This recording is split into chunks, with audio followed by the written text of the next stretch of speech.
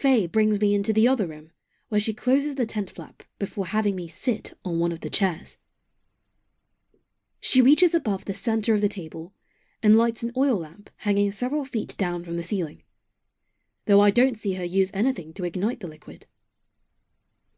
She sits opposite me, removes the glass orb, reaches under the table, and pulls out a deck of cards that she begins shuffling. "What's your name?" she asks.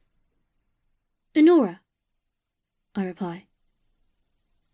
"But that's not what you like to be called," she states. "No, it's not," I say, taken aback by the comment. "I prefer Or." "Tell me a little bit about yourself, Or." "There isn't a lot to tell," I say, growing uncomfortable. "Well, you're married to that handsome young man outside," she says. "That's something." I'm about to ask how she knows when I realize she must have spotted our wedding bands. "That wasn't hard to figure out," I comment, then raise my finger to show her the ring. "You caught me," she says, grinning. Then her eyes narrow. I feel a chill enter the tent. "But he's not the only one you're married to." "I don't know what you're talking about," I say firmly, biting my lip to hide my shock. "The one out there doesn't know, does he?" she asks, flicking her finger towards the tent flap, then places her hands flat on the table, leaning slightly forward. "But the other one does, though he's not happy about sharing you in such a manner, or sharing you at all." I cross my arms over my chest as I sit back. "You have a very wild imagination," I say, becoming annoyed.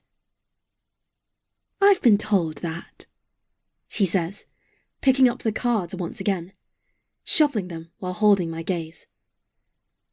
She fans the cards out on the table. "Pick one, and it'll tell me a little bit more about you."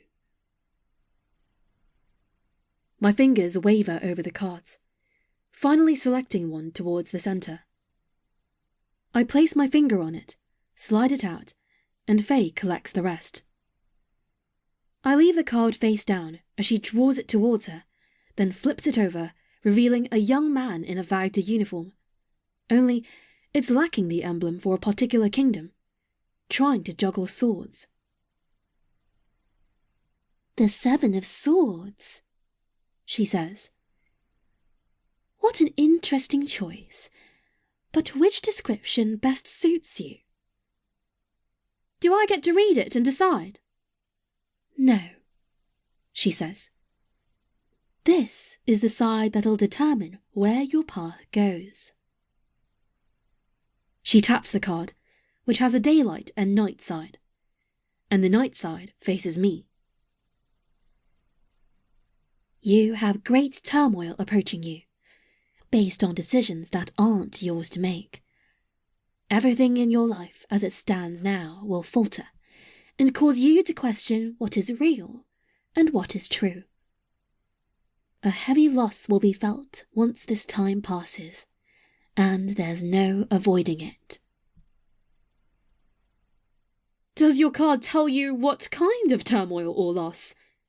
I ask, trying and failing to laugh on the inside at the absurdity of the whole thing.